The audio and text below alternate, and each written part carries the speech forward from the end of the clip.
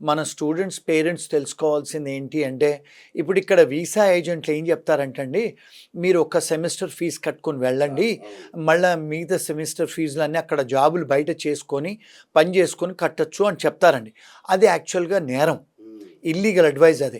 మీరు యూనివర్సిటీ బయట పని చేసుకునే అర్హత లేదు మీకు. కానీ ఇంగ్లాండ్లో, ఆస్ట్రేలియాలో, కెనడాలో యూనివర్సిటీ బయట 20 గంటలు పని చేసుకొని మీరు ఫీజు కట్టుకునే అర్హత ఉంది. కానీ అమెరికాలో అర్హత లేదు, అది ఇల్లీగల్. అందుకని మన వాళ్ళు ఎక్కడైతే ఇప్పుడు ఈ మధ్యకాలంలో బయట పనిచేసే వాళ్ళందరినీ పట్టుకుంటున్నారు. ఎందుకంటే మీరు క్యాంపస్లోనే పని చేయొచ్చు, కానీ అమెరికన్ లా అది. కానీ ఇక్కడున్న వీసా ఏజెంట్లు, ఇక్కడున్న పేరెంట్స్, ఇక్కడున్న ఫ్రెండ్స్ వాళ్ళంతా ఏం చెప్తారంటే, మీరు అక్కడికి వెళ్ళి పని చేసుకొని కట్టుకోవచ్చు అని. కానీ అది నేరం అండి. బయట క్యాంపస్ బయట పని చేసే అర్హత లేదు, పని చేస్తే నేరం అండి.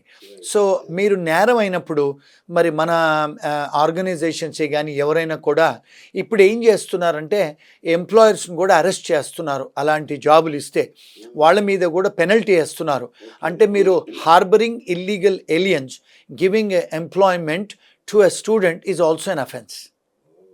అందుకని వాళ్ళని కూడా పీనలైజ్ చేస్తున్నారు, ఎంప్లాయర్స్ని కూడా ఇబ్బంది పెడుతున్నారు ఇప్పుడు.